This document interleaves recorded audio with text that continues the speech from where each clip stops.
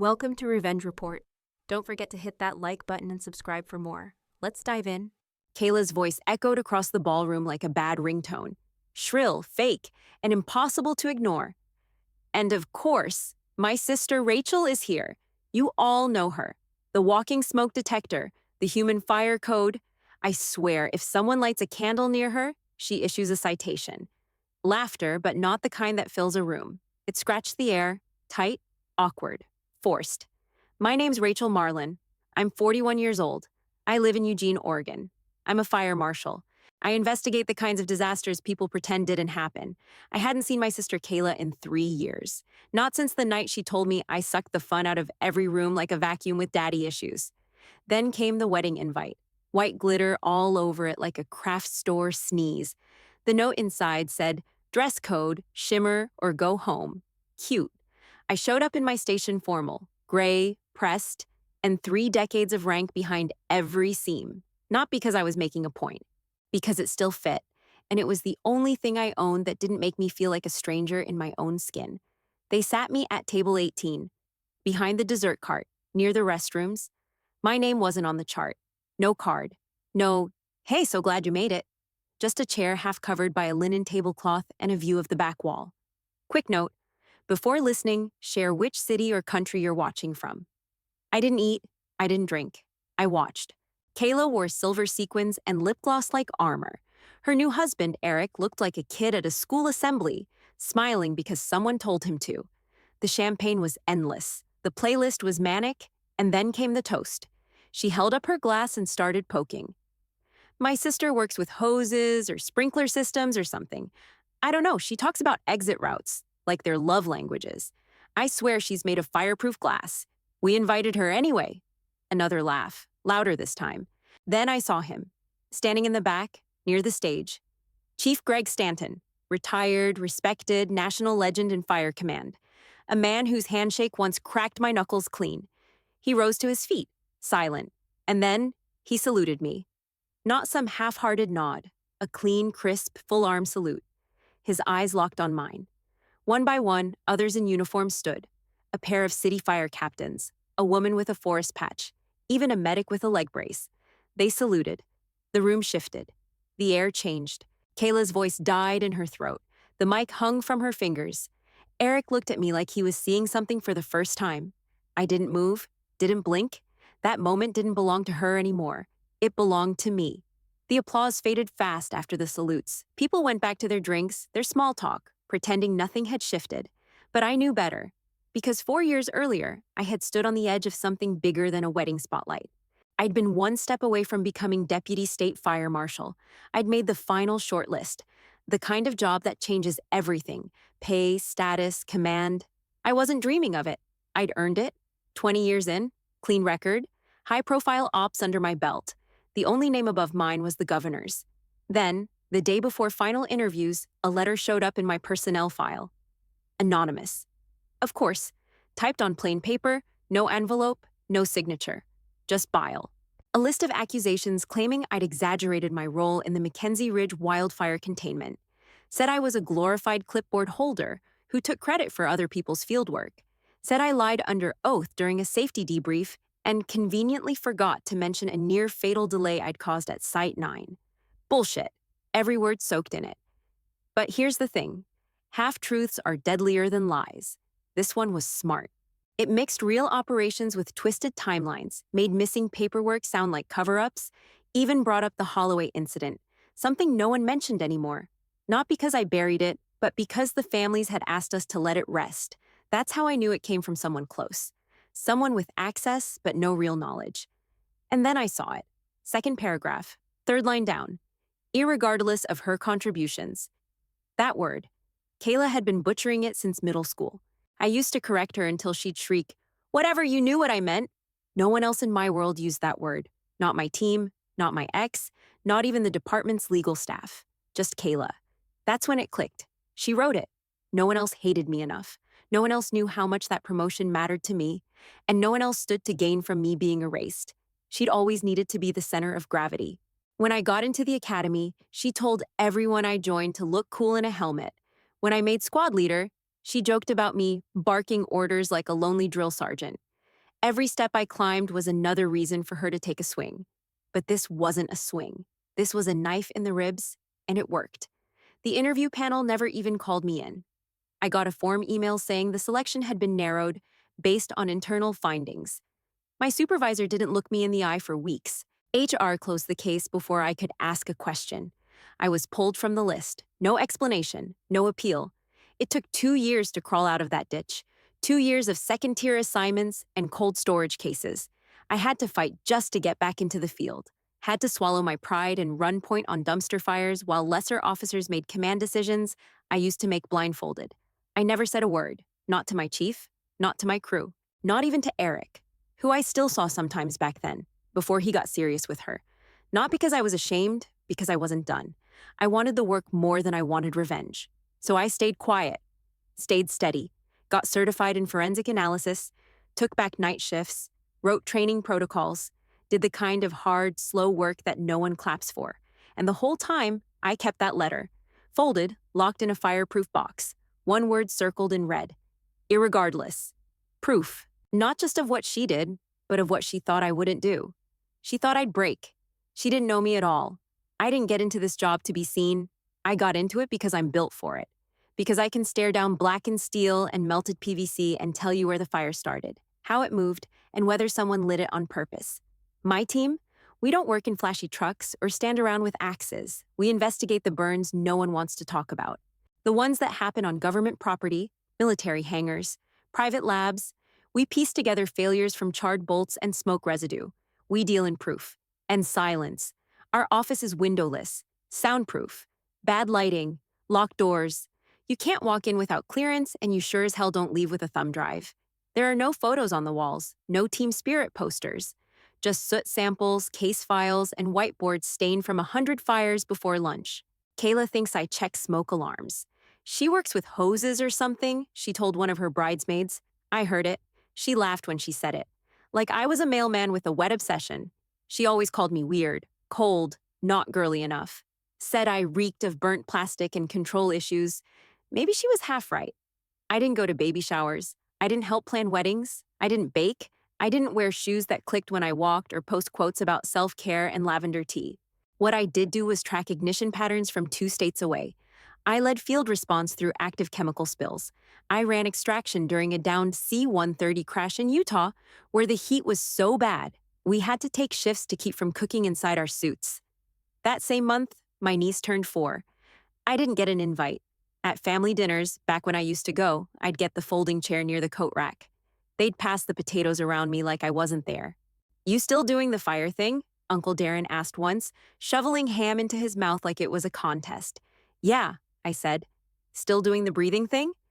He didn't speak to me again for 2 years. It was always like that. Like I was speaking a language they'd all agreed not to learn. I was the extra, the property, the placeholder in holiday photos. I once testified in a federal courtroom against a defense contractor who falsified building materials. 6 families had died. The jury locked in after 6 minutes. I walked out the back door while the local news camped out front. Kayla posted a photo that night of her new hair color, said it was a major life moment. I kept going. Because the job? It's not a show. It's war in slow motion. You walk through ruins, and they talk to you, if you know how to listen. I can tell if an accelerant was poured too fast, if a door was cracked open to feed oxygen, if someone lied on their insurance paperwork. And I've learned that most fires aren't accidents. They're choices. Just like what she did to me. The letter, the lie, the silence after. It was a choice. Not heat of the moment. Not a lapse in judgment. Calculated. Intentional. And just like every arsonist I've ever caught, she thought no one would trace it back to her. But that's the thing about fire. It always leaves a pattern. Some patterns show up in soot. Some show up in mail. It came on a Thursday. Square envelope. Too thick. Too shiny. Rhinestones glued along the flap like an arts and crafts project on steroids. A circular gold sticker sealed it shut. Glitz required. I didn't open it right away. Just stared at it under the kitchen light like it was something radioactive. Kayla didn't call, didn't text, just mailed it like we were strangers with shared DNA and a postage stamp between us. I almost tossed it. But then I flipped it over and saw the names printed across the back. Kayla Marlin and Eric Stanton. That stopped me. Stanton, I peeled it open with a knife and unfolded the card. Pale pink. Over-designed. The kind of thing that screams, "Look how loved we are." There it was. The connection. Eric Stanton, son of Chief Greg Stanton, retired U.S. Fire Command. The man who once pulled me aside after a training disaster in Montana and said, "If you were a man, they'd name a station after you." He was the reason I stayed in the game during the rough stretch. That one comment. That 5-second pause where someone like him looked at me like I mattered. If he was at the wedding, this wasn't just about Kayla anymore. The invite said, "Join us for a celebration of love and sparkle. Dress code, shimmer, or go home. No uniforms, please. This is a wedding, not a fire drill." I almost laughed. There it was. Her little dig, right in print, mocking the one thing I bled for, like it was a costume party. It wasn't just a note, it was a warning. Don't come in your skin, Rachel. Come as something pretty. Or don't come at all. I stared at that line until the room felt like it was shrinking. Then I booked the flight. No hesitation. I didn't pack a gown. I didn't call to RSVP. I didn't send a gift. I just zipped up my uniform bag and confirmed my time off. I wasn't coming to celebrate. I was coming to be seen, to remind her who I was, before she tried to erase it. Before she dragged my name through half-truths and smug little smiles and thought I'd just sit in the corner and take it. She wanted to play fake. I'd show up real.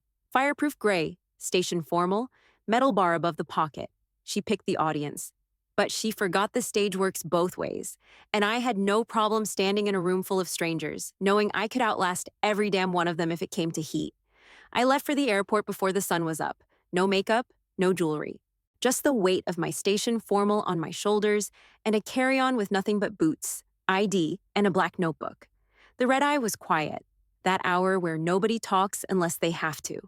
Business guys pretending to sleep, couples whispering over neck pillows. I didn't want words anyway. I wasn't flying for small talk. TSA waved me through without a glance. Uniform does that. Gets you skipped or stopped, no in between. I clipped my badge to the strap of my bag and moved straight to security. Near the scanner, a young firefighter stood ahead of me. Maybe 22.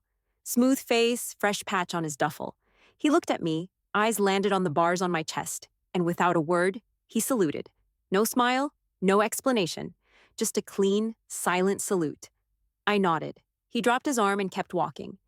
The moment passed like a whisper, but it hit me hard.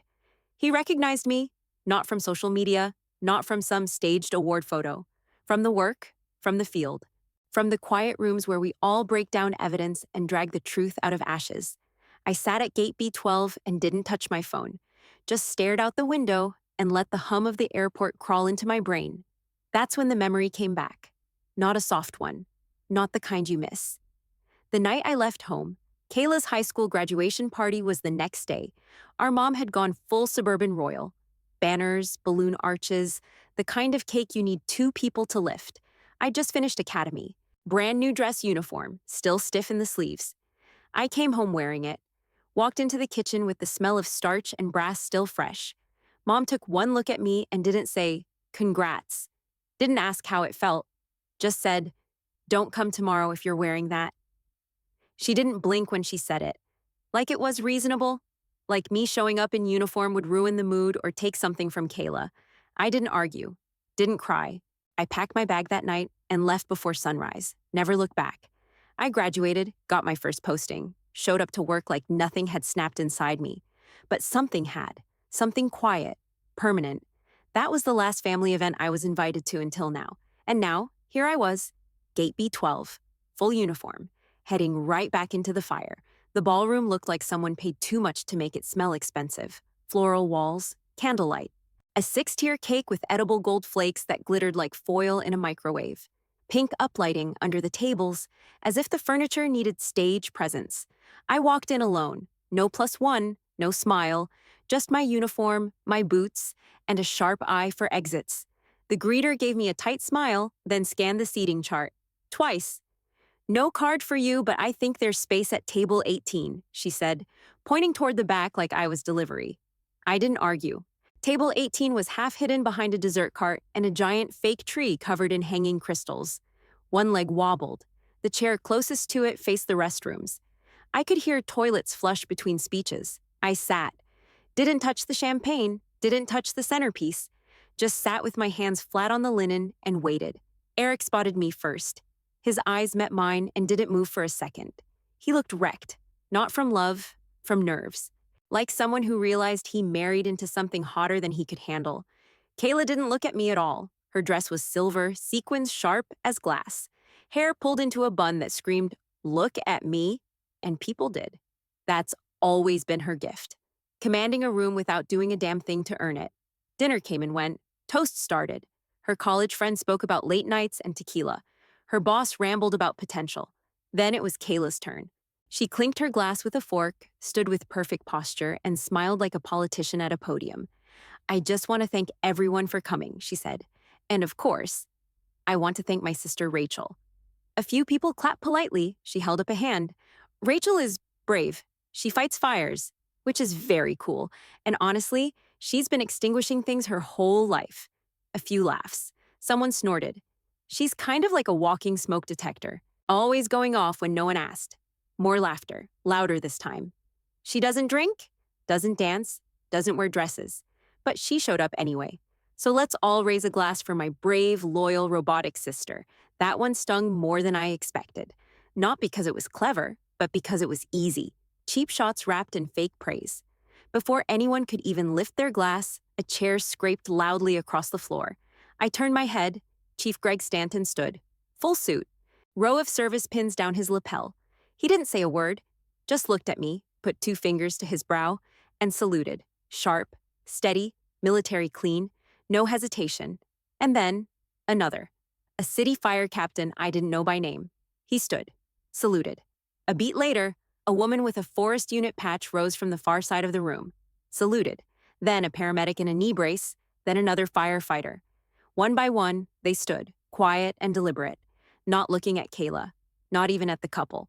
All eyes locked on me, not clapping, not cheering, just standing, arms raised, like I was the only thing in the room that deserved that kind of respect. Kayla's jaw locked. She still held the mic, but her words had died. Eric didn't move, didn't breathe. The guests looked back and forth, bride, groom, sister, trying to figure out where the power had just shifted. Because it shifted. That room didn't belong to her anymore. I didn't smile, didn't nod, didn't move an inch. I just stayed seated. Because I didn't have to stand. I already stood for something. 3 days later, I was back at the airport. Same duffel, same boots.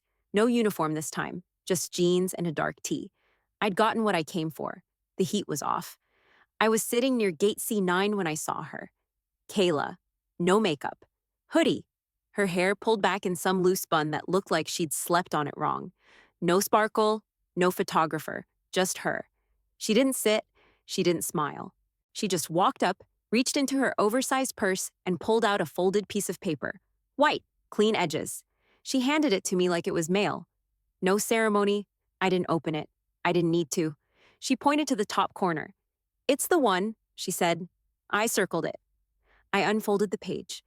My fingers already knew what it was before my eyes confirmed it. The letter. The anonymous one. Irregardless, circled in red ink. My handwriting, not hers. From when I first found it, proof I'd kept it. She didn't apologize. She didn't say, "I'm sorry," or "I regret it," or "I was wrong." She just stood there and said, "They picked me over you." Her voice didn't shake, her eyes didn't blink. "I wanted to keep it that way," she said. "So I erased you." That was it. Flat, direct, no performance. I stared at her for a long second. Not because I didn't believe her, because I already had. But hearing it, different weight. I leaned back in my chair, the paper still in my hand. "And now?" I asked. She shrugged. "Now, I don't know. I guess I thought if I handed it to you, I don't know." She didn't know. That part was real. I watched her chew the inside of her cheek the way she used to when we were kids, and she knew she'd crossed a line but didn't want to admit it. "You didn't have to go that far," I said. She nodded once. "I know. I would have stepped back if you'd just asked." Another nod. She dropped into the seat across from me, pulled her sleeves over her hands. "I didn't think I could win if you were still in the room." I exhaled through my nose, loud enough for her to hear it. "That's not how family's supposed to work." She didn't argue. We sat there in silence while a flight to Phoenix boarded. I didn't forgive her. I wasn't going to fake it. But I didn't hate her either. She looked smaller than I remembered. Not physically, just smaller. Human. The letter was still in my hand when they called first boarding for my flight. Kayla stood, picked at a loose thread on her sleeve. "I didn't come to stop you," she said. "I just didn't want you to leave without knowing I knew." I stood too, shoved the paper in my back pocket. "Okay," I said. She took a step back. No hug, no tears. Just that. It wasn't resolution, not even close. But it was a fracture that stopped growing. And maybe, just maybe, the beginning of something else. A week later, I met Eric at a bar on the edge of town. Quiet place, dim lighting, the kind where nobody bothers you unless you want them to. He was already at a corner booth when I walked in, nursing a whiskey, same shirt from the wedding photos, like he hadn't changed or slept since.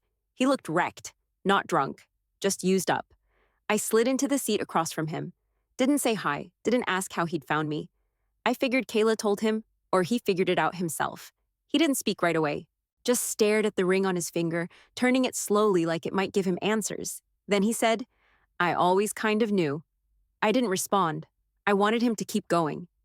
I asked her about it once. A long time ago. Not the letter. Just something. About you. Why things between you two felt off. She got real defensive. Switched the subject, got loud. So I let it go. He looked up at me. "I let you go." Still, I didn't speak. He leaned back in his seat like the words had cost him something. "She told me you thought you were better than everyone. Said you didn't come to family stuff because you were above it. That you'd lost touch. That you didn't want to be close." I stared at the table. The grain of the wood looked like smoke patterns. "I wanted to believe that version," he said. "It was easier. Made my life simpler. I didn't want to think she could do something like that." He looked down at his drink again. I didn't want to think I could. The ice clinked. The air between us didn't. Then he said, "I chose the version of you that was easier to doubt. It landed like a stone." He didn't apologize, didn't beg. He just said it out loud, not for me, for himself. So he could carry it, not me. I looked up. Finally. "You should have asked," I said. "I know. You knew enough to ask." "I did," he admitted. "But she made it easy not to." I nodded once. Not because I forgave him, but because I believed him. He looked like a man who'd finally stepped into his own guilt after years of hiding from it. I didn't offer comfort, didn't soften my voice. "You know," I said, "strong people bleed too. We just do it quietly." His throat tightened. I saw it. "I didn't know how to defend you," he said. "You didn't have to. You just had to see me." We sat like that for another few seconds. No music, no waiter, just two people sitting in the ash after the burn. No hug, no lingering moment. When I stood up, he didn't follow. I walked out without turning back, and for the first time in a long time, it wasn't me who looked small. I left the bar and didn't look back. By the time I got home, the idea had already started forming. Not out of rage. Those flames had already burned through. This came from something colder, sharper, pattern recognition. I'd spent 20 years tracking ignition points, reverse engineering sabotage, finding the cause behind chaos. This was no different, except the matches weren't being struck by strangers. They were family, spouses, siblings, people who knew exactly where to hit you and how deep it'd go. I called in the next morning and requested time on the agenda for the Pacific Northwest Fire and Rescue Leadership Board. Big room, high rank. People who didn't like their time, wasted. I stood at the front with a plain binder and no slideshow. I didn't bring coffee or donuts. I didn't soften the blow. "I'm here to propose a new internal protocol," I said. "It's called Marlin, Military and Rescue Leadership Integrity Network." No reaction, not yet. "It's designed to detect, report, and track sabotage from inside personal circles. Spouses, siblings, relatives. Anyone close enough to damage your career from the inside, quietly." One woman near the end of the table leaned back, arms crossed. Another man squinted like he was trying to read something in my face. "This isn't a witch hunt," I said. "It's a safeguard. There are already systems in place to report harassment, discrimination, and fraud. But nothing covers personal betrayal, not officially. Not when it comes from someone outside the chain of command." I flipped the binder open. Laid out case summaries. Not just mine. Others. One firefighter falsely reported by an ex-spouse during a custody battle. A medic demoted after her cousin leaked confidential notes to press. A trainee discharged after a jealous sibling filed an anonymous tip. All quiet, all buried. No official retaliation logged. I kept my voice even. This isn't about punishment. It's about protection. The same way we track exposure to toxins, we should track proximity to personal threats. Not to isolate people, but to see the pattern before it spreads. A captain in the corner spoke up. How do you prove intent in something like that? You don't always. That's the point, I said. We don't always prove arson either. But we investigate the signs someone else asked. What stops people from using this protocol as their own revenge tool? Same thing that stops them now. Oversight, paper trails, internal review. We're not building a hammer. We're building a mirror. They grilled me for 40 minutes. Scenarios, edge cases, politics. I didn't flinch. I answered every question like I'd already lived through it. Because I had. Near the end, a battalion chief I didn't know stood up. Retired patch on his shoulder, weathered face. My niece left the force last year, he said. Good kid. Quiet. Said it was her sister who exposed her for something that wasn't even real. Nobody believed her. She just walked away. The room went still. He looked at me. I think if something like this had existed back then, she'd still be on the job. I nodded once. Firm, no smile. They will now, I said. I didn't stay for applause. I didn't need it. I just closed my binder, thanked the board, and walked out. Mission pitched, fire lit. I didn't go back to Oregon. I moved east, way east, to a decommissioned lighthouse on the coast of Maine that no one wanted but me. Weather-beaten, stone foundation, salt in every crack. It fit. I converted the top floor into a studio, took up painting, nothing pretty, nothing soft, disaster sites from memory, smoke patterns, collapse lines, light where fire once lived. Didn't matter if anyone else understood it. I wasn't painting for galleries, I was painting for breath. I got letters now, not from family, from strangers, mostly women, ones who'd been erased, betrayed, cut off by the people they were supposed to trust. Some left apartments, some stayed and fought, all of them looking for proof they weren't crazy. I answered every one. Sometimes I'd get 3 sentences, sometimes 12 pages. Didn't matter. I made time. I gave them names. Fire doesn't take everything. Some things come back stronger. Then one day I got a photo in the mail. No envelope. Just a thin postcard. No return address. 2 girls standing in a burned field. One holding a garden hose. The other holding her hand. No caption. No explanation. Just that image. But I knew it was from Kayla. I didn't need her to sign it. Didn't need the words. That picture said more than an apology ever could. It said she saw something now. Maybe not everything, but enough. A few weeks later, a commissioner called, offered me a leadership role back in Oregon, regional director, said my name was on every shortlist. I said no, not because I couldn't, because I didn't have to. The fire didn't end me, it refined me. And this time, the seat I saved, it was for me.